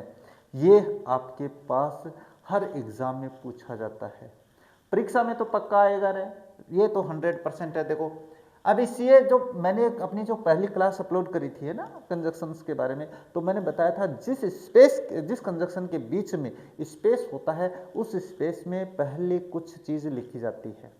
अब देखो क्या है, आपको सो दैट का मतलब इतना की, तो आपको करना क्या है, पहले वाला जो वाक्य है ना, जो विशेषता होती है, जो विशेषता होती है वो विशेषता इसके बीच में लिखनी है बस, और परिणाम है वो बाद में लिख देंगे। तो देखो सो दैट, एक तो मैंने बताया था सो दैट, है ना, इसके बीच में स्पेस नहीं था, और एक ये है सो और बीच में स्पेस है दैट है। तो आपको पहले वाक्य का जो एडजेक्टिव या जो विशेषता होती है वो पहले इस बीच में लिखेंगे, तो क्या हो जाएगा, ही इज सो, ये बीच में लिखेंगे तो सो आ जाएगा, सो स्ट्रॉन्ग दैट, और बाद वाला वाक्य कंप्लीट लिखा जाएगा, यह हो जाएगा he can defeat the wrestler, ये वाक्य कंप्लीट हो जाता है पॉजिटिविटी में, सकारात्मकता में। She is dull, she can not pass the exam, यानी जैसा उसके पास परिणाम है उसके अनुसार ही उसका रिजल्ट जब आता है ना। जैसे वो होशियार है, पास कर सकता है, तो बस वह इतना होशियार है कि वो पास कर सकता है, वह इतनी कमजोर है कि वो फेल हो सकती है। तो दोनों यानी अपने पास सकारात्मक जो रिजल्ट आता है, अभी इसमें फेल हो रही है इसलिए तो सकारात्मक नहीं है, लेकिन ये इसके रवैये से तो सकारात्मक ही है ना, वो कमजोर है जना ही तो फेल हो सका है। यही बात ध्यान में रखने वाली बात है इसके। तो जो सकारात्मकता है उसके लिए अपन इसका प्रयोग करेंगे, सी इज सो डल दैट, और बाद वाला वाक्य कंप्लीट लिखेंगे, she can not pass the exam. बस इतना सा करना है, दैट एग्जाम, और वाक्य हो जाएगा कंप्लीट। नेक्स्ट है, my friend is honest he can not steel anything. मेरा दोस्त क्या है, अपने पास ईमानदार है, वो चुरा नहीं सकता है कुछ भी। तो फिर आपके पास क्या हो जाएगा कि वो अपने पास पॉजिटिविटी है, ऑनेस्ट है, ईमानदार है, तो इसीलिए तो चुरा नहीं सकता है। तो क्या हो जाएगा, my friend is so honest, so honest, उसके बाद में दैट और बाद वाला वाक्य complete, he can not steel, he can not steel anything. ये वाक्य हो जाता है कंप्लीट। तो सो दैट का प्रयोग ऐसे ही करना है पॉजिटिविटी में, यानी जैसा गुण वैसा परिणाम आए तो अपन इसका प्रयोग करते हैं। अब आ गया होगा समझ में। चलो फिर नेक्स्ट आता है टू और टू, बहुत बढ़िया। टाइप एक, अत्यधिक दर्शाने, अत्यधिक यानी अधिकता के कारण नहीं करना, अधिकता के कारण, अधिकता के कारण कार्य का नहीं होना, नहीं होना इससे दर्शाया जाता है। कैसे, देखो मैं बता देता हूं, तरीका वही है जो सो दैट का प्रयोग किए थे, बस थोड़ा सा अंतर है, वो मैं समझाऊंगा आप लोगों को, ऐसे नहीं समझ में आएगा। देखो, he is very weak he can not walk, तो इसमें एक ऐसा गुण रहेगा जिसके कारण ऐसा नहीं हो सकता है, इसका मतलब ये होता है। तो देखो अपने पास टाइप फर्स्ट में क्या होता है कि दोनों कर्ता सेम होते हैं दोनों वाक्यों के, इसका भी ही वही है और इसका भी वही है, ये ध्यान में रखने वाली बात है। इसमें टाइप वन में क्या है, दोनों कर्ता एक ही है, एक ही व्यक्ति है। तो ही इज वेरी वीक, तो पहले वाले वाक्य में जो एडजेक्टिव होता है, जो गुण होते हैं, उसके पहले अगर वेरी लगा हुआ है उसको हटा देते हैं, और ये खालिस्तान है ना, इस खालिस्तान में पहले वाक्य का गुण लिखा जाएगा। तो क्या हो जाएगा, ही इज, और अब ये वेरी हटा देंगे, इसके स्थान पे टू लिख देंगे, और खालिस्तान में अपन वीक लिख देंगे, और उसके बाद में टू लगाएंगे, और बाद वाले वाक्य की केवल वर्ब लिखनी, और वर्ब के बाद में अगर ऑब्जेक्ट है तो वो भी लिखेंगे। फिलहाल अपने पास वर्ब है तो मैं यहाँ पे ये लिख देता हूँ। अब देखो, ही इज वेरी वीक, वो बहुत कमजोर है, ही कैन नॉट वॉक, वो चल नहीं सकता है। अब इसका मतलब क्या, he is too weak to walk, वो चलने के लिए बहुत ही कमजोर है। इसका मतलब है कमजोर है इसलिए चल नहीं सकता है। इसका अर्थ ये निकल के आता है, अर्थ के चक्कर में मत जाना रहे, क्योंकि मैं यहाँ पे तो वह चल नहीं सकता ऐसे बोल रहा हूँ, यहाँ पे मैं बोल रहा हूँ वह चलने के लिए बहुत कमजोर है। जाहिर सी बात है निगेटिविटी आ रही है इसमें, ऐसे नहीं आएगा। चलो एक और समझाता हूँ। Rohan is very dull, Rohan बहुत ही कमजोर है, he can not pass the exam, exam पास नहीं कर सकता है। तो आपके पास बस इस वेरी के स्थान पे आप क्या कर दोगे, टू कर दोगे, तो क्या हो जाएगा, रोहन हिज टू, और खालिस्तान आ गया, खालिस्तान में पहले वाक्य का गुण लिखेंगे और उसके बाद टू लगाएंगे और बाद वाले वाक्य की वर्ब लिखेंगे, पास द एग्जाम, और वाक्य हो जाएगा कंप्लीट, क्योंकि ऑब्जेक्ट वर्ब से लेके ऑब्जेक्ट तक लिखना है। अब क्या है, रोहन बहुत ही कमजोर है एग्जाम पास करने के लिए, इसका अर्थ ये होता है भाई, अब समझना तो आपको ही पड़ेगा जो मैं समझाने की कोशिश कर रहा हूँ। T is very hot, it can't B drunk, ये थोड़ा सा कंफ्यूजन करने वाला है, चलो ये दूर कर देते हैं। यहाँ पे भी चाय है, यहाँ पे भी ये टी, इट इसके लिए आया है, तो वेरी के तो स्थान पे अपन टू लिखेंगे और इस खाली स्थान में ये लिख देंगे, तो क्या हो जाएगा, टी, मैं क्या बोल रहा हूँ, टी इज, अब यहाँ पे वेरी के स्थान पे मैं टू लिख दूंगा, टू हॉट गुण लिख दूंगा, इसके बाद में बाद वाला टू लिखूंगा, और उसके बाद में क्या है अपने पास ये जो बी है यहाँ से लिख देंगे, बी ड्रंक लिख दूंगा, और बाकी हो जाएगा आपके पास कंप्लीट। बस इतना सा करना है। अब the weight is very heavy, it can't be lifted, तो बिल्कुल सेम यही है, इस कैटेगरी का ही है। आपको यहाँ तक इसके स्थान पे टू लिख देना है और इसके बाद में टू लिख देना है और ये हटा देना है यहाँ तक, और ये वाक्य कर देना है कंप्लीट, ये आप कर लोगे। ये टाइप फर्स्ट तो ज़्यादा टफ नहीं है, बहुत ही सरल है। अब इसके बाद में मैं बहुत एक शानदार एग्जाम्पल समझाने वाला हूँ, चिंता मत करो, उसमें कन्फ्यूजन आओगी आप अभी तो नहीं समझोगे तो। नेक्स्ट क्या आता है, नेक्स्ट आता है टू, और टू का टाइप टू आता है। टाइप टू का मतलब तरीका वही है, बस सब्जेक्ट अलग अलग होंगे, सब्जेक्ट अलग अलग होते हैं दोनों वाक्यों के। देखो यहाँ पे टी है, यहाँ पे आई है, यहाँ पे ही है, यहाँ पे आई है, यहाँ पे द बाइक है, यहाँ पे आई है। तो ये बस इतना सा ध्यान में रखना है ना। दोनों वाक्यों के कर्ता अलग अलग रहेंगे। और एक और समझाऊंगा मैं आप लोगों को, है ना, सो दैट के स्थान पे इसका प्रयोग करना भी समझाऊंगा, लेकिन वो थोड़ा सा समझना पड़ेगा। देखो T is very hot, I can't drink it. बस कुछ नहीं करना है, तरीका बहुत ही सिंपल सा है। बाद वाले वाक्य का जो कर्ता है, मैं पहले समझाता हूं, नहीं तो तरीका वही है। आपको वेरी के स्थान पे ठू का प्रयोग करना है, इस खाली स्थान में पहले वाक्य का गुण लिखना है, उसके बाद ठू। देखो टी इज ठू, वेरी के स्थान पे ठू आ जाएगा और उसके बाद में होट आ जाएगा। और इस होट के बाद में आपको ये टू का प्रयोग नहीं करना है, बस इतना सा करना है। यहाँ पे पहले फोर करना है, बाद वाले वाक्य का कर्ता देखना है, कर्ता जो है उसका ऑब्जेक्टिव रूप लिखेंगे। ये दो चीज आपको करनी है, बस इतना सा कर देना। उसके बाद आपको टू लगा देना है और ड्रिंक, जो वर्ब है वर्ब के बाद तक इसको लिख दो भाई, यानी वर्ब के अंत तक इसको ले जाओ और बाकी हो जाएगा कंप्लीट। यानी कहने का मतलब है ये जो ट्रू है ना, ये जो टू है बाद वाला, इससे पहले आपको बाद वाला जो वाक्य है उसका कर्ता ऑब्जेक्टिव केस में और उससे पहले फोर का प्रयोग करना है। यही किस में करूंगा। He is very strong, I can not defeat him. वो बहुत ही शक्तिशाली, मैं उसे हरा नहीं सकता। तो ही इज, देखो ट्रू, स्ट्रॉन्ग। अब ये टू नहीं लिखूंगा, पहले मैं लिखूंगा फोर, और यहां पे मैं लिखूंगा मी, और उसके बाद में टू और डिफीट हिम कर दूंगा और बाकी हो जाएगा कंप्लीट। नेक्स्ट क्या है, the bike is very heavy, I can not drive it. तरीका वही है, अपने पास यहाँ पे सपोज करो ये आई आ गया भाई, यहाँ पे चलो मैं ही कर देता हूँ। यहाँ पे ये मान के चलो यहाँ पे ही है ना, मैंने ही कर दिया, और यहाँ पे मैं कर देता हूँ राम। दोनों समझाएंगे भाई, है ना। चलो the bike is very heavy, तो बस वेरी के स्थान पे अपन क्या लिख देंगे, the bike is too heavy for. अब देखो मैंने आई के स्थान पे ही किया, तो मैं यहाँ पे हिम कर दूंगा। बस इतनी सी बात समझाने की कोशिश कर रहा हूं मैं। यहाँ पे आई हो गया, कोई बात नहीं है रे। हाँ, अब बाकी है वो जो वर्ब से लेके अपने पास अंत तक जो कुछ भी दिया हुआ है वो सारा लिख देते हैं और बाकी कर देते हैं कंप्लीट। अब मैंने यहाँ पे राम कर दिया, तो ये भी समझा देता हूँ। यहाँ पे स्ट्रॉन्ग है, इससे पहले मैं क्या करूँगा, the rope was too strong for Ram. अब राम का कोई ऑब्जेक्ट बनता नहीं है, तो मैं यहाँ पे राम कर देता हूँ और उसके बाद में टू लिखूंगा और उसके बाद में ब्रेक इट कर दूंगा और वाक्य हो जाएगा आपके पास कंप्लीट। इस तरीके से आपके पास ये हो जाता है। समझ में आया होगा, हाँ बिल्कुल। आते हैं नेक्स्ट आता है आपके पास सच दैट, बिल्कुल वैसे ही जैसे कि सो दैट था, लेकिन इसमें आपको क्या करना है, इसमें वो नाउन और एडजेक्टिव सारा कुछ पहले लिखा जाएगा। जो पहले वाले वाक्य में विशेषता होती है वो सारी की सारी लिखी जाएगी। देखो मैं करके बताता हूँ। इसका अर्थ होता है इतना की, है ना, ये होता है। तो देखो मैं बता देता हूँ, खान सर इज। अब ये है ना, अपने पास जो क्वालिटी बताई गई है वो सारी अपन इसमें लिखेंगे, तो इसका मतलब अपने पास क्या हो जाएगा, सच a good teacher that.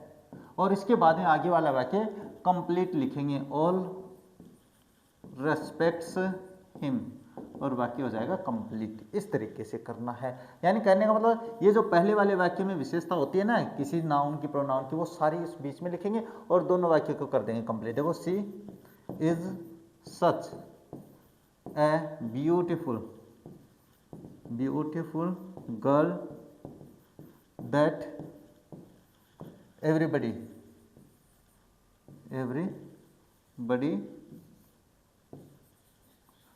Praises her. Praises का मतलब होता है प्रशंसा करना, रहे ना, प्रशंसा आपकी भी होनी चाहिए, प्रेजेज हर। ये इसका एग्जाम्पल हो जाता है भाई। सच दैट का तो ज़्यादा टफ नहीं है, मैं अंतर समझाते चल रहा हूँ भाई। नेक्स्ट आता है हार्डली स्केर्सली, बहुत ही बढ़िया एग्जाम्पल है, आएगा।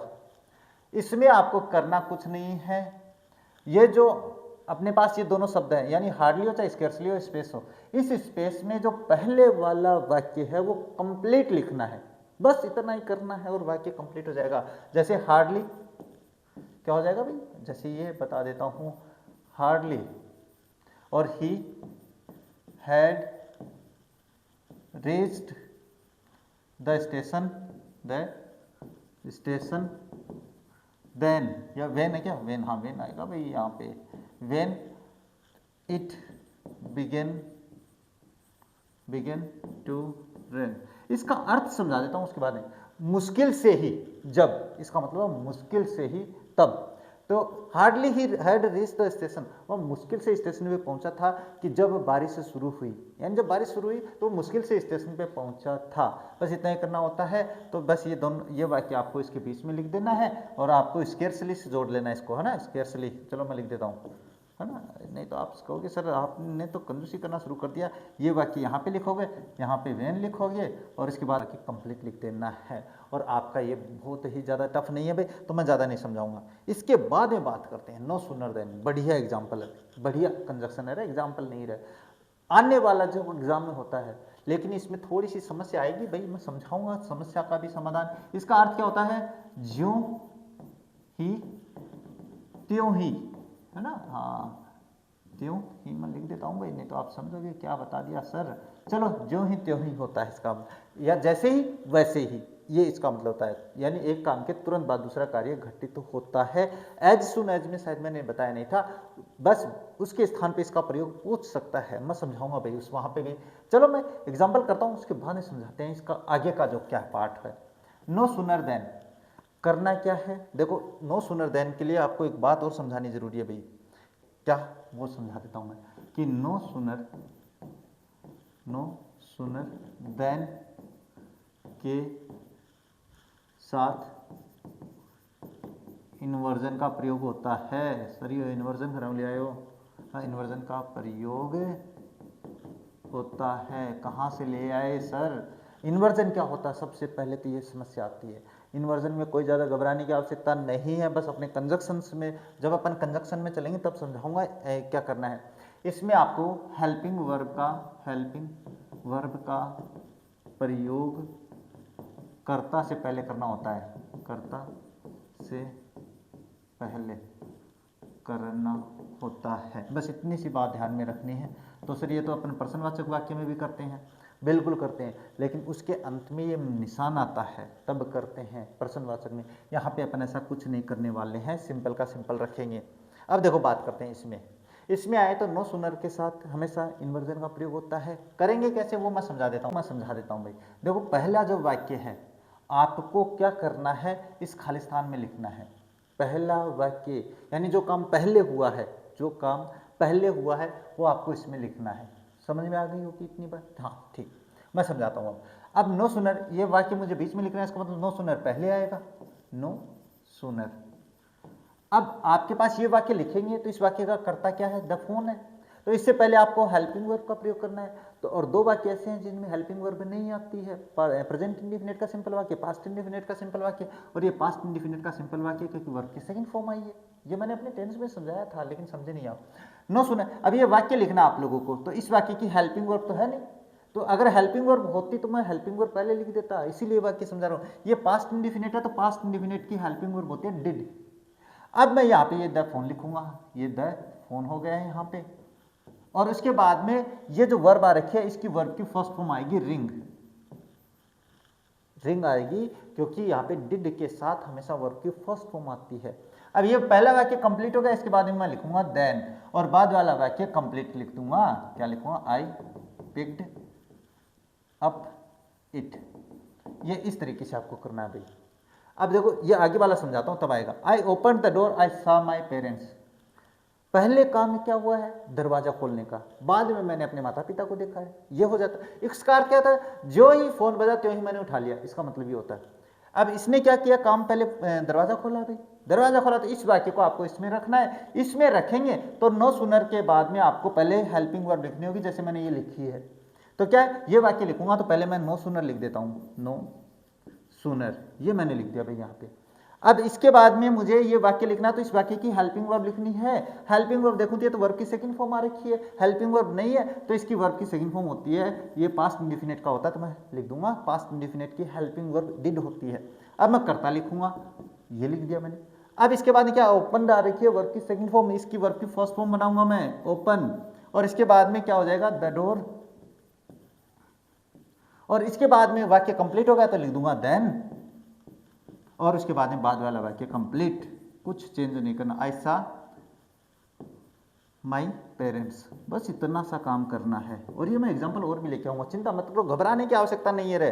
The lion saw the deer it ran after it, शेर ने जैसे हिरन को देखा उसके पीछे भागा भाई। तो ये देखो अपने पास, चलो मैं यहाँ पे प्रेजेंट इंडिफिनिट का नहीं आया भाई, वो भी समझाता हूँ और एक हेल्पिंग वर्ब का भी समझाता हूँ ना, ये इसके बाद में समझाता हूँ। पहले ये देखो, अब मुझे पहले वाला वाक्य, पहला काम क्या है, शेर ने हिरन को देखा है, तो ये काम पहले, तो ये वाक्य इसमें लिखूंगा मैं, ये इसमें लिखूंगा तो नो सूनर लिखूंगा पहले मैं, तो नो सूनर। इसके बाद में मुझे हेल्पिंग वर्ब लिखनी पड़ेगी, हेल्पिंग वर्ब इसमें वर्ब की सेकंड फॉर्म है तो डिड ही आएगी, डिड द लायन। अब ये वर्ब की सेकंड फॉर्म यहाँ पे थी, इसको वर्ब की फर्स्ट फॉर्म बनाऊंगा क्योंकि डिड के साथ वर्ब की फर्स्ट फॉर्म आती है द डियर, और उसके बाद में देन लिख देंगे, देन इट, और रेन है ना, तो ये बाद वाले वाक्य में अपने को कुछ करना नहीं है, रेन आफ्टर इट, ये वाक्य कंप्लीट हो गया भाई। अब देखो इसमें डिड आ गई, कोई बात नहीं है, आगे समझाता हूँ मैं, है ना, आगे समझाते हैं। चलो आगे बताता हूँ मैं, एक वाक्य लिखता हूँ मैं, ए thief sees the police he runs, ये वाक्य लिख दिया मैंने। अब इसमें देखो, चोर है, पहले पुलिस को देखता है, उसके बाद भागता है भाई वो, जाहिर सी बात है, हर चोर की क्या होती है, पहचान होती है, आदत होती है, देखती है भागता है, वो भागता है, तो इसका मतलब ये काम पहले हो रहा है, तो आपको क्या करना है, एज सुन एज के बीच में ये लिखेंगे भाई, क्या लिखेंगे, तो क्या हो जाएगा, सॉरी एज सुन एज नहीं, नो सूनर के देंगे, नो सूनर। और इसके बाद इसकी हेल्पिंग वर्ब लिखनी है, तो हेल्पिंग वर्ब तो है नहीं, प्रेजेंट इंडिफिनिट का, प्रेजेंट इंडिफिनिट में आपके पास दो हेल्पिंग वर्ब होती है, डू या डज, तो डज है वो एक वचन कर्ता के कारण आती है, तो क्या हो जाएगा, थीप हो जाएगा, है ना, थोड़ा सा ध्यान से समझना मेरी बात को, जो मैं समझाने की कोशिश करूँ, थीप। और उसके बाद में वर्ब की फर्स्ट फॉर्म लिखेंगे, इसमें ऐसे एस नहीं जुड़ेगा, क्यों, क्योंकि हेल्पिंग वर्ब लिख दी है, और उसके बाद में द पुलिस, और उसके बाद में आपको देन का प्रयोग कर देना है, देन मैं एक बार यहाँ पे लिख देता हूँ, और बाद वाला वाक्य कंप्लीट लिख देता हूँ, ही रन्स, यानी चोर जो ही पुलिस को देखता है त्यों ही वो भागता है, ये हो गया, जो ही त्यों ही, समझ में आया अब, हाँ सर अब आया। अब यहाँ मान के चलो कोई हेल्पिंग वर्ब होती तो वो हेल्पिंग वर्ब इसके स्थान पे लिख देते और कुछ नहीं करते भी, बस इतना सा काम करना है, ये आपके पास हो जाता है। वैसे इसके साथ हमेशा पास्ट इंडेफिनिट का प्रयोग होता है, इसीलिए मैंने यहाँ पे क्या है आप लोगों के पास है वो नहीं बना रखे हैं प्रेजेंट इंडेफिनिट के और कोई, क्योंकि इसके साथ मोस्टली अपन पास्ट इंडेफिनिट का ही प्रयोग करते हैं। मैंने पास्ट इंडेफिनिट टेंस में भी समझाया था भाई, तो ये ध्यान में रखना, नो सूनर के साथ पास्ट इंडेफिनिट का प्रयोग होता है, और इसमें वाक्य में ऐसे हेल्पिंग वर्ब का प्रयोग करना है। इसके बाद चलते हैं अपने पास वाक्य, आपका जो टॉपिक है वो अब कंप्लीट हो जाता है भाई, है ना, और कंजक्शंस है वो अब आपके कंप्लीट हो चुके हैं भाई, हर प्रकार के कंजक्शंस मैंने समझा दिए। इसे पहले वाली क्लास में भी हमने बात कर ली थी भाई, मस्त तरीके से बात करी थी, हर शानदार एग्जाम्पल के साथ मैंने वो क्लास भी समझाई थी, और आज की क्लास भी मैंने बड़े ही शानदार एग्जाम्पल के साथ समझा दी है, यानी कंजक्शंस के मैंने नियम आपको समझा दिए भाई। अब आगे वाली क्लास में हम क्या करने वाले हैं, कंजक्शंस की आगे वाली क्लास में हम केवल एग्जाम्पल्स है उनको सोल्व करने वाले हैं, और रही बात है अपने पास समझाने की, तो कोई कंजक्शन आएगा जो मुझे समझाना पड़ेगा वो मैं आप लोगों को समझाऊंगा। तो आज की क्लास को बस यहीं पे कंप्लीट करते हैं, मिलते हैं आप लोगों से अपनी नेक्स्ट क्लास में, तब तक देखते रहिए हमारा चैनल। जय हिंद, जय भारत।